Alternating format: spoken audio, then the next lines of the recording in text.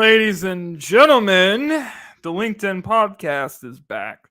I tried to carry the load by myself, but I realized that I'm not I'm not LeBron James with the 2007 Cavaliers, so wasn't happening, bro. So I had to bring back my man Lindy to the show, man, and we're excited to be doing this show again. We're excited to be talking about the Eagles and everything that we have to do. And also we have the gauntlet that's going to be coming up at 8, so make sure you guys stay tuned for that. But what's up, Lindy, man? How you been? How's everything been going? The return is absolutely real. Quite the 100%. anticipation leading up to this moment, buddy. So it's good to be it's just good to be doing this again. Yeah, man, we've been kind of out of the action. There's been a lot of things happening with the Eagles during the off season. Obviously, Jalen Hurts contract extension. You had a bunch of Mhm. guys leave the team. You had some people resigned. You had drama with Darius Slay. He ended up coming back. All kinds of stuff that we haven't got chance to talk about yet. So, what are your thoughts on everything that's gone up to this point? And we'll get into some of the other things that we're gonna have on the show. But when you look at what's happened last few months, how do you feel about the Eagles right now? I mean, it's seriously been quite the carousel, and it's just a great example of watching NFL over the years and realizing how difficult it is to maintain such a top-notch roster Hmm. that Philadelphia has been able to do ever since that meltdown of 2020 to go from the highest to highs, winning the Super Bowl in 17, to the lowest to lows and the demise of Carson Wentz and the collapse that 2020 was, and all those questions about the infamous Jalen Hurts selection in the second round. And we got A quite lot of the drama. justification for that this offseason, and it was far and well deserved. And we'll get into that. But yeah, it's Yeah. been quite the carousel. Let's go ahead and get it right into it. Jalen Hurts this offseason signing the deal, 5 years, $255 million. Uh, Very well deserved contract. We know what he did for the team last season, leading the team to the Super Bowl, having a very good season too. Really showed a lot of improvement. So, what are your thoughts on Jalen Hurts being the guy and the team committing to him long term? Was this the right decision? Well, certainly it was well deserved after the regular season he had really kind of Mhm. up against a considerable amount.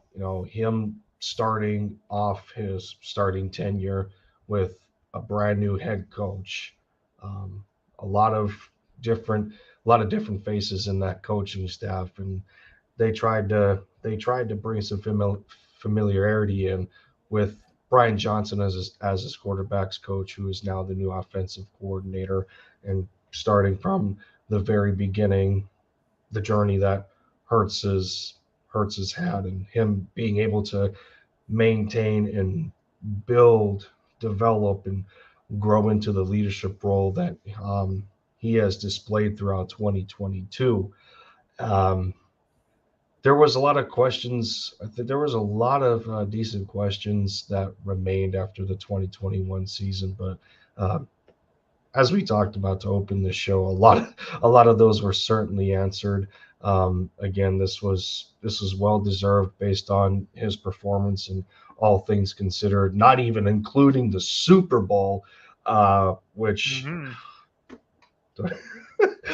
I'm trying not to relive that personally because it's still I such mean, a massive it focal was such a point. wasted performance by Jalen Hurts. Jalen Hurts carried the team. The defense didn't show up.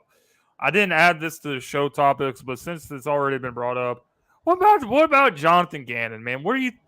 How do you feel about all the stuff that's been said about this guy, saying that he was offered the job allegedly after the NFC Championship, or so the Cardinals pretty much without really offering the job, basically offered him the job without officially offering it to him.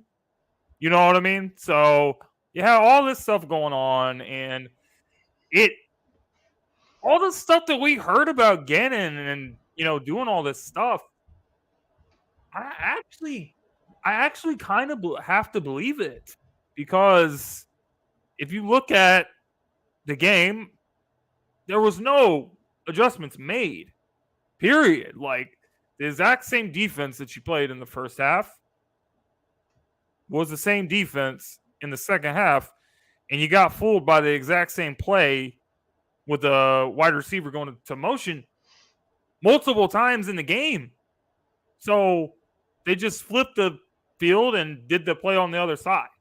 That's all. That's the only thing that was different about it. So as far as Jonathan Cannon, I mean, I can't really say that I'm surprised. It's almost as if his entire play call sheet was just rush the quarterback and play zone, because really, and this isn't me taking away somebody's intelligence or whatnot, and there was a lot of similarities to the way Gannon likes to run his defense and the way Jim Schwartz liked to run his defense, and you know, Vic Fangio product, this, I that, think and it's the kind of third. disrespectful to Jim Schwartz. I mean, Uh, I feel like Jim, if he had more talent the way that Gannon did, I think it would have been a different result. Yeah, well, I mean, between both Super Bowls, Schwartz's defense and Gannon's defense both gave up 30 plus points. So, Mm-hmm. I mean, call it disrespect on it if you will, but it's tough because I feel a lot of it has to do with Gannon being a product of the amount of talent that Eagles defense had last season to put up the amount of sacks that they did in historical fashion, and for how tenacious they were as a defensive unit, especially with that front four, how they were able to rotate, taking a lot of that stress off of the secondary. They can play up close, be aggressive, force a bunch of interceptions. You know, the way CJ Gardner Johnson played, Slay was in there, Bradbury was in there. A lot of stress that it took off of them. And then you get to the Super Bowl, and I understand the turf conditions were a huge factor. They were a factor in that. But at the same time, it's not much of an excuse because the Kansas City Chiefs played on the exact same field. So, it's the entire game was a tough pill to swallow. And despite the negativity surrounding what we know about Jonathan Gannon and the loss as a whole, and I know all the people bringing up that Hurts wasn't imperfect because of the fumble. The fumble didn't matter to me at the end of the day because the quarterback literally put the game right back on his back and marched out there to tie Such the a great game. game by him, man. I mean, I just what remembered more the what more play could you have that asked from Hurts? more so than any play in the game. The 2-point conversion play where he just was not going to be taken down on that play no matter Denied, what. He no. knew that he was No. going to get in there and get the 2 points. I mean, look at all the other third down conversions. Most of them were third and medium, third and long, and he's just knocking them out with excellent passes to Goddard and hitting Devontae Smith. Yeah. There was that scramble on 4th and 5 where he this close to getting tackled. It was just an unbelievable game, and going back through it, seeing how much Hurts was given in terms of the contractual situation. His cap hit for this year is $6.1 million. For as much money as he got, we're going into this year with his cap hit of $6.1 million. And that's when it starts to accumulate over the next couple The of structure years. is laid But out really well. He gives the my team goodness, flexibility to make moves. which is what I think Jalen Hurts wanted. So they figured out a way that they could still do that and improve the team and bring in players and do stuff like that while still giving Jalen Hurts the money that he earned and deserved. So I really think the contract was just kind of a Yeah. win-win for both sides. And I had to research it a little bit, and shockingly enough, his 2022 season was very similar to Lamar's MVP year in 2019. Hertz had more. Yeah. Hertz had more total all-purpose yards between rushing and passing. But I think where they start to differ is, well, Hertz I think was a little more careful with the football. I think Yeah, he is. they actually may have had the same, excuse me, they may have had the same amount of interceptions, but where I think the comparison stops is Lamar was a lot more efficient in terms of QBR, where it was 83 to 66. And Lamar also threw more passing touchdowns. He had 36 Yeah. to Jalen's 22, but you take into account the rushing touchdowns, Hertz adds another 13, and the quarterback sneak ones, and they're still going to count. I don't care. He has to get himself in the end zone along with his teammates helping him. But I digress. They got Uh, touchdowns. They got points on the board. yeah, So the touchdown difference was only either 6 or 7. I think Lamar had 43 total that year. Hertz came in and added either 35 or 36 total. But all in all, for the ones that talk about Hertz being the running back cliche that we hear, that Lamar went through the same criticisms. Well, Hertz this past season had more passing yards than Lamar did in his MVP year, where he rushed for over 1,200 yards.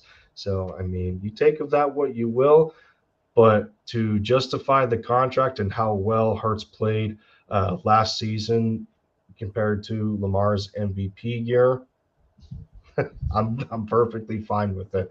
You already have the character aspect behind it and everything. He's such a fantastic leader, and everybody talks about the aura he brings with his presence in the locker room. DeAndre Swift, it certainly does. our recent acquiree out of the draft, was talking about the exact same thing. Any one of his teammates can attest to a similar means of the leadership that Hertz possesses, and you can't ask for a better person to be at the top of that, you know, of of that team when it comes to Yeah. being the quarterback. Yeah. And everything you said is true. He's the right guy to represent the franchise. He's the right guy that likes to lead the team and wants to be hungry to get better. I don't think that Hmm. even if they would have won the Super Bowl, I really don't think that he still would have been satisfied. I think that No. he wanted to win it again. And I think that he's gonna put a strong effort in this season. And the Eagles have a good team. Team's just as good as it was last year. We'll get into like some of the additions and stuff and some of the guys that walked later on in the show. But personally, I think that as long as he's here and he's got a good team around him, you look at the NFC, you got the 49ers that are a great team. I think the 49ers are probably the greatest competition in the NFC, but there's not really that many threats standing in your way to get back to the Super Bowl. So I think they're going to have a great chance. I think it's good. I think it's a good contract. I think it was laid out very well. So let's move on. We got to talk about the upcoming Eagles schedule and some of the games that we're looking Hmm. forward to seeing. Lindy, do you have any games on the schedule? I'm sure that both of us have seen the schedule already since yesterday when it came out. What games are you looking forward to seeing? I would include um, the game with us heading to Tampa, but Tom Brady's no longer the quarterback, so I thought that was a extra nugget that I could put in there. But I mean, nonetheless, we'll see how Kyle Trask does for the Buccaneers. But obviously you have to look forward to Monday Night Football, going to Arrowhead against the Chiefs, the Huge game. rematch of the Super Bowl. That's a given. For how much ish the 49ers fans have been talking, and the and the Debo Debo. Samuels of the world, for as much as they have been talking, of course, December 3rd is scheduled on your calendar. So Yes, that's sir. number two. So aside from those two big ones that are kind of a given, I think the next two. We'll throw against the Giants on Christmas Day, which is an awesome one. Um, my Mhm. under the radar, my under the radar game that I'll probably include, and I think the Bills are another good one. But the next one I would probably have to put up that I would look forward to seeing is Week 15 against the Seahawks. Um, Yeah. who thought who was expecting Seattle to be good last year for what they went through, and then the emergence and revitalizing of Geno Smith's career and how well he played for them, and a lot of that fire being sparked again, and in the hearts of Seattle they're that they were looking at a playoff caliber team once more. So I think that's easily a team that's on the rise, and we were just talking about the NFC, and especially how the draft panned out for that conference. I think the level of competition is definitely going to increase come this season, and that's one of my dark horse games to watch.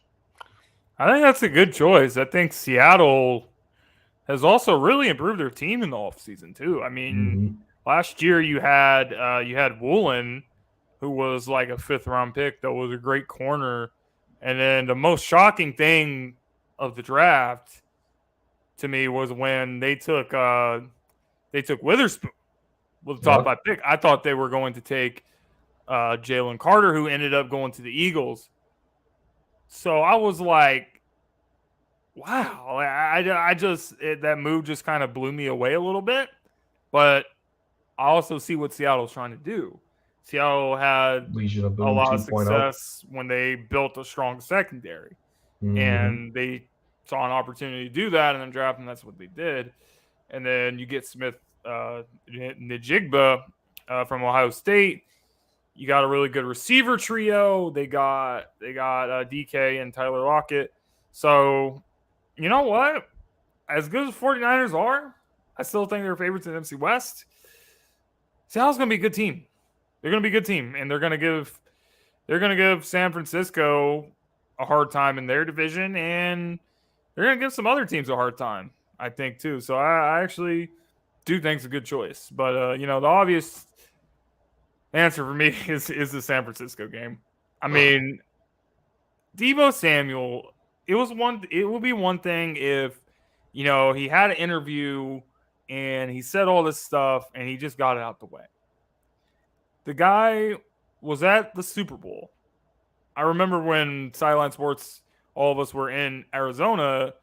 I actually saw Debo when he was walking around on Radio Row, and he did an interview with SiriusXM and some of these other bigger outlets. I saw him walking around. He gets on there and he says all this stuff about James Bradbury's trash. The Eagles stink. They're gonna get exposed in the Super Bowl. Blah blah blah blah blah. Said all this stuff then. So I was like, okay, whatever. Like they just lost the NFC Championship. He's mad. It's whatever. Whatever. And then I actually forgot about it. And then whatever happened like a few weeks ago, whenever it was, the stuff about my most hated team is the Eagles. The fans will never shut up.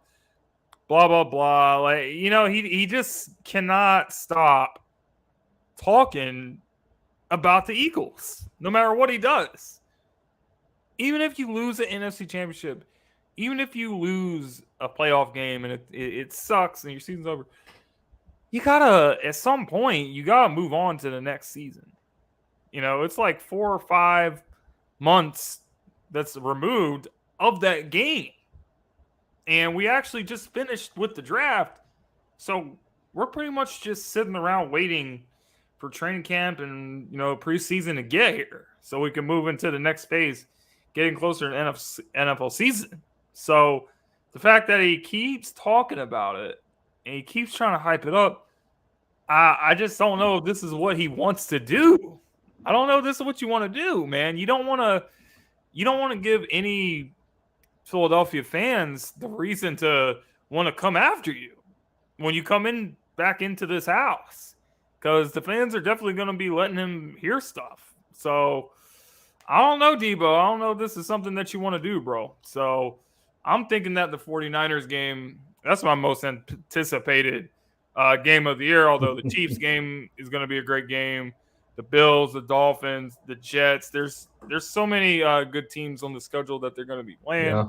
So all the stuff from last year about you didn't play anybody and all the stuff, people aren't going to be able to say that next year. So they'll have to find another reason to be a hater and not give the Eagles any credit. And then we turn around and end up getting the strongest schedule, strongest strength. Number one strength of schedule. Yep. it was mentioned in the chat. The Arizona, the Cards going to be a big game. No, there's already water in that one. Did say that? He said, I think Arizona is a big game. All considers there. I hope we torch the hell out of them.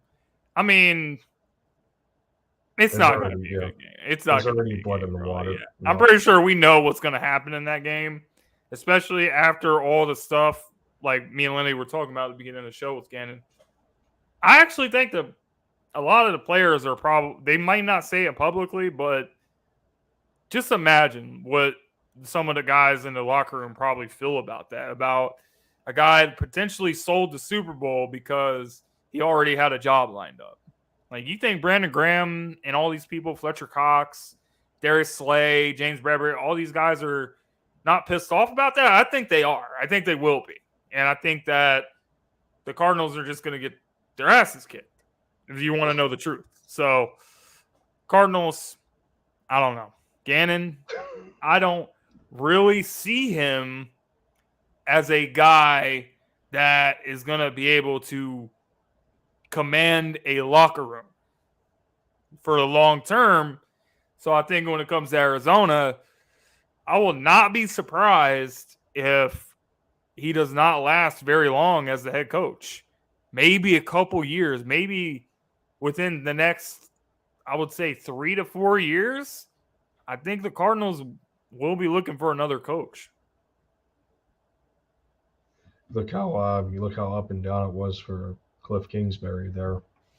And, I just don't think he's head coach material. I would have to. I'm gonna give a little bit of credit where credit is due here, because people can take of this what you will, because it's not the case anymore. He's not on the Eagles, but I do remember on occasion, from time to time, it has been said that a lot of people viewed Jonathan as a good players, like coach for the players, a players coach. However, we already had that kind of figure in our head coach, who is the same head coach that got laughed at and ridiculed at his introductory press conference. And well, look how he built his resume already. And so there you go.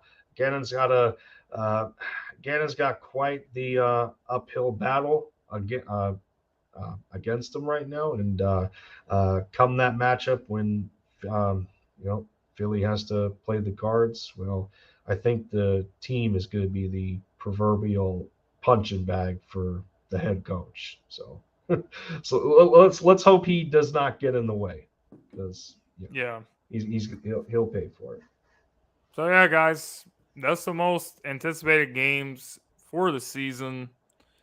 Moving on, we got to talk about some of the guys that has gone, some of the guys that have came back, and for the guys that did leave, the replacements that's going to be coming into place. So Obviously, some of the biggest losses of the season: CJ Gardner Johnson, TJ Edwards, Javon Hargrave. Probably the biggest three names that the team lost. But some of the guys that they brought in, obviously, I forgot about Miles Sanders. How But quickly we forget. it's kind of crazy how everything has kind of happened. And you know that in the NFL, it's hard to keep guys. It's hard to keep the same team together. You're just not able to pay everyone with a salary cap and everything. So obviously, I think Javon Hargrave is a huge loss, and it wasn't really the most ideal thing to see him go to San Francisco, who's obviously a major contender in the NFC along with the Eagles. And then he joins a team that has a very good defensive line too. So I think it's a great pickup for San Francisco. But obviously the Eagles were not going to be able to pay him the price that San Francisco was willing to give him. So that's why everything ended up happening to them. But Javon is a great player who will be missed. However, you do get Jalen Carter to come in and take his place. So I think that was a huge win for the Eagles at the draft, where you have all these off-field things going on with Jalen Carter, and even the father of the young man that was killed like in the car crashes and stuff, suing Jalen Carter, waiting until after he signs the NFL contract to do that. I'm not gonna get majorly into that, but 40 total. you guys see where I'm going with this. Yeah. But I'm not gonna get into all that. I'm just gonna keep this strictly football related. But the guy was one of the best players of the draft. And before any of these situations happened, what was everyone saying? Oh, Jalen Carter's great. He's one of the greatest players of the draft. You got to draft him in the top 5. Some mocks had him even with the number 1 pick before the Bears traded the pick. They were saying, oh, the Chicago Bears are going to take Jalen Carter. He's going to be a huge piece for the defense. He ends up with the Philadelphia Eagles. He ends up with a team that has a great culture in place. He ends up with a place that has great veterans around him that can kind of help him with his off the field situations, kind of coach him up a little bit, kind of like be a role model, show him this is the culture, what the Eagles like to do. This is what we're going to do. We're not going to be involved in any of this other crap because it's not really accepted here. Guys like Brandon Graham, guys like Fletcher Cox, guys like Josh Sweat that's been here for a few years now, and they know how everything kind of works. I think having guys like that in place is going to be very good for Jalen Carter. And not to mention that this guy's skill set and his athletic ability is outstanding. And I think that with him coming along, it's going to be great for the team. Not to mention the Georgia Bulldog takeover that's happening. You have all these players from Georgia. You have Nakobe and Jordan Davis that got drafted from last year. You got Nolan Smith drafted this year, and Jalen Carter and Ringo in the 3rd, 4th round. So they're bringing in all these Bulldogs. And DeAndre Swift, former Georgia Bulldog. So at this point, it's just getting crazy with the Georgia stuff. I mean, it's like Georgia Bulldogs practice. That's pretty much like an Eagles junior training camp or whatever you want to say, because somebody from Georgia is coming to the Eagles next year. But that's the main thing. That's the main one I wanted to focus on, because I think that getting a guy like almost said Jordan Davis, but Jalen Carter, getting that guy when he was supposed to be like top 5 pick, I think it's a huge win for the Eagles. And you didn't really have to give up anything to move up from 10 to 9 to get him. So I think it's awesome stuff. I think the Eagles defensive line is going to be just as much as a problem as we've ever seen it. I mean, it's very substantial of how much Jalen Carter means as a piece of the defense. And yes, yeah, Bacon, absolutely. We will definitely be getting into that, I'm sure. Yeah, he absolutely. He and his agent, but he had an interview, I think, with and since we're on the topic, you saw the interview with Kay Adams. He said that he felt betrayed or whatever by Howie Roseman. So I'm just going to leave that there. But Lindy, go ahead. The money was on the table. You didn't take it, buddy. Sorry. That's your problem. But no, I love the fact that we're gonna have situations where it's Georgia versus Bama at practice, and No. a nice little nugget to note that Drew Rosenhaus is Jalen Carter's agent in terms of representation. Um, and Drew is one of the top most respected, agents in all of the NFL. The player representation that he has, Tyreek Hill, Darren Waller, Devondre Campbell, Aaron Jones. That's a Uh, loaded lineup right there. and it just keeps going. Chris Olave, Gus Edwards, Caleb Farley, Connor Williams. Mm-hmm. To name Philadelphia Eagles specifically, Javon Hargrave, who is now in San Francisco. Big Play Slay represented by him. Guys from our former Super Bowl team, Torrey Smith and Jay Ajayi, were all represented by Drew Rosenhaus. So I have to imagine, and it has been said that Drew he definitely put in his input of the situation with Jalen Carter going to Philly, and Dolamy says, saying in a way that you're going to be in one of the best NFL cultures for the type of people he needs around him, the type of coaching he needs, and what the Eagles did to accommodate for that. How many Bulldog teammates he has now on the Eagles, bringing up Nolan Smith, Keely Ringo, and snatching him, training up to get him in the 4th round. We already had Jordan Davis and Nakobe Dean there, and then just the additions of players in the NFL having that affiliation with Georgia and going there. You mentioned DeAndre Swift, who is also a Philadelphia native, so he gets to come home and play for his hometown team. You already saw what that did for Hassan Reddick and the amount of spark that it put in him, and how he kicked what last year. I mean, it's almost hard to put into words how extraordinary of a culture change the Eagles have had. And again, we keep bringing up that 2020 debacle and everything that was attached to it, but to make this kind of turnaround and to appear in 2 Super Bowls and win one in 5 years, that that's not built off of players alone. You need to have a culture of guys that just have that tough grit and hunger to win. It's it's addicting. It's addicting to watch Eagles. It's addicting to watch Eagles football again. But that's probably a tangent off of what we're talking about. But Let's again, get yeah. more into the CJ situation, because I would say that when all this stuff was going on and we're going to free agency, we were all sitting here kind of like, okay, we gotta keep CJ on the team. CJ is a major piece for our team last year. He was still tied for the league lead of interceptions, even though he missed multiple games injured. He brought swagger. He brought a lot of good things for the Eagles defense. Plenty tough. Yeah. This dude became the clown of the free agency because he was offered a contract, multi-year contract.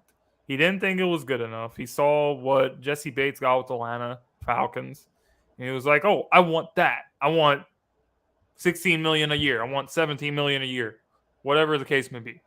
And the Eagles were like, "We can't do that. This is what we can do." And then he ends up signing a prove-it deal with the Detroit Lions. And even though the team pivoted from CJ and moved on to James Bradbury, which was a smart move by them because let's face it, everyone is going to say stuff about, the holding penalty in the Super Bowl, but James had a good season last year, man. James was a huge if CJ was a good addition, then you would have to say the same about James. So you can't blame them for moving to re-sign James when CJ is doing this stuff. That's what any smart team, I think, would have done. So they pivoted that, and even though after they did that, they still came back to CJ and said, let's try to work something out. What do we got to do? And then it just didn't happen, man. And all the stuff that he does, he goes on Twitter and he tweets stuff, cryptic tweets and stuff, taking shots at the Eagles, and he deletes them like 5 seconds later. I can't even remember how many deleted tweets that I saw. Like, I didn't even see the tweets from his page. I just saw it when someone posted something, and on the screenshot it said, this tweet has been deleted. Like, he's been deleting all these tweets, man. He's been deleting more tweets than tackles and stuff that he had last year. So it's crazy. And now he goes on to Kay Adams' podcast or whatever and saying that Howie Roseman betrayed him and the organizations that he was with betrayed him. Like, come on, bro. Like, how can you say this is betrayal when you pretty much screwed yourself? So that's my thoughts on it. What about you? What a muff job by his agent too. You should fire him. Both terribly fumbled. The guy should get fired. That was god awful. That was god awful. But no, I mean, as a side note to your point about James Bradbury and the importance of that one, I mean, we talked about for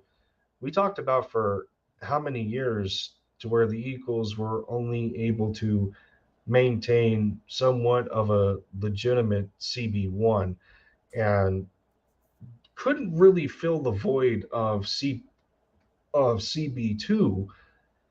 And now you understand how important it is for those positions to complement each other well enough in that system. And then you just witnessed how well Slay and Bradbury covered their respected sides. I mean, it was great, but again, that's a product of the entire defensive unit as a whole. And but you got to have Pro Bowl caliber guys in that secondary to, let the quarterback know you're not about to test us today. We're going to make you pay for it. And both of those guys were on that level. And then ironically enough, we watch CJ leave. He goes to Detroit, and we thought that, well, okay, they had a great turnaround under Mr. Bite Your Kneecaps Off Dan Campbell, and but then we get to the draft and we watch what the Lions did in the draft. So now you have CJ Gardner-Johnson paired up on occasion with Brian Branch. So I'm like, yeah, sure. Okay on that one. Because that was a player that I really And Detroit does not really have a pass rush like what the Eagles have. So we'll have to see if he's able to get all these interceptions, because there's a lot of rushed passes. I'm not trying to take credit away from CJ for getting an interception, man, but I'm just telling you, if you're a secondary player and you got Hassan Reddick coming off the edge, 16 sacks in the regular season last year. You got multiple guys on the team, like pretty much everyone. Josh Sweat, Hargrave, Brandon Graham. These guys all had double-digit sacks, and they were all causing problems and making the secondary life easier, which is usually how it goes. Even if the year the Eagles won the Super Bowl, they had Jalen Mills and Ronald Darby, for God's sake. But These guys were Our getting only saving grace interceptions. was Malcolm Jenkins. They were getting interceptions because the pass rush was insane. So you don't know what you have until it's gone. And I don't think that Detroit is going to reach the expectations. I see a lot of people are hyping this team and picking them as favorites of the NFC North, but I just don't know. When you see the Lions, is this a team throughout their history you can look at and say, yes, this team knows how to handle expectations? You can count on the Lions. No, you can count on the Lions to screw stuff up. So I think when it comes down to it, I think CJ's he's gonna wish he stayed with Philadelphia. I think for Detroit, there's a lot riding on uh, the shoulders of the fact of their key players just have to stay healthy. You look at Amon-Ra St. Brown, who had a couple of nagging injuries last year. The guy, DeAndre Swift, who we recently picked up, has been on and off of the field due to injury. And then they replace him with Jahmyr Gibbs. And you look at Jared I think Goff they had, drafted Gibbs way too high. They drafted him with a 12th pick. I think he would have been there later in the draft. yeah, to each I their really own. think To so. each their own. Um, and then you look at, Jared Goff quietly had a pretty darn good year that, kind of, mirrored or gave you flashes of his Rams days, more so back in 2017, but that team was absolutely loaded. So I do think they have a good amount going for them right now, but they just need to put the necessary pieces together. Their playmakers have to stay healthy, so we'll see what happens. But man, I don't know why CJ imploded the way he did. I mean, you're just continuing to stretch it, man. And I go back to what he was saying on Twitter about Jonathan Gannon and, oh, you didn't put us in position to make plays, and all of us commending him and, rah cheering him on for saying that. Does that really mean anything anymore now that you're on the other side? So, no, but yeah, It's a tough one, man. just shh, go have your fun in Detroit. You think what you want, but we know exactly what happened. We know what you did and your agent did by fumbling the bag. Fumbling the bag. That's so bad. That was so bad. That day was so comical. That day was so comical. And yeah, Observer, that is a good point. Sidney Brown in the third round. I know there's a lot of people that aren't necessarily very high on him. And, they talk about Sidney's height being an issue. But it's not for a talent comparison, but, Brian Dawkins wasn't the tallest safety. Honey Badger, Tyrann Mathieu is not the tallest safety.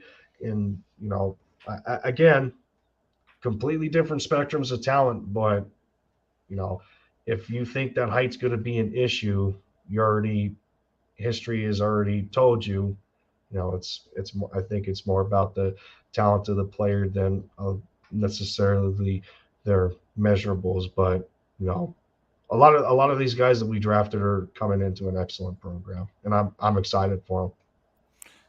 Well, that's stuff to be excited about for the Eagles season, but that is about all that we have time for tonight on the LinkedIn podcast. We'll be back next Friday at the same time, 7 p.m., doing the doubleheader, doing the 7 p.m. LinkedIn and then 8 p.m. Gauntlet. So make sure you guys stay tuned for the upcoming show. But anyway, man, too much to catch up on. Way too much, man. Too much to catch up on. So, our episode counter had to go back to 0 because we had how many episodes we had. I actually lost count, but yeah. Here we go. Let's let the people know where you can find you, Lindy, before we get out of here tonight. Well, I mean, like I said, unfortunately, I wish I was still, I wish I was still doing content. Uh oh. Well, I think Lindy's internet or something went out. Oh no, he's back. So Lindy, what were you saying? I was moving my keyboard forward and I accidentally hit one of the F keys. I probably hit Uh oh. F5, but you know, not Brock Lesnar's F5, but no, no. Like I was saying, you could find my YouTube channel, Lindy Endzone, where Hmm. yeah, again, I'm not doing content anymore, and I'll probably just advertise myself as the other half of the LinkedIn podcast. But I'm always on Twitter, always checking about the Eagles and all that. So I mean, in terms of finding me, this would be the most dominant place. Absolutely, guys. So we will be seeing you next Friday for another episode of LinkedIn. All of us here with Sideline Sports. We will see you next time.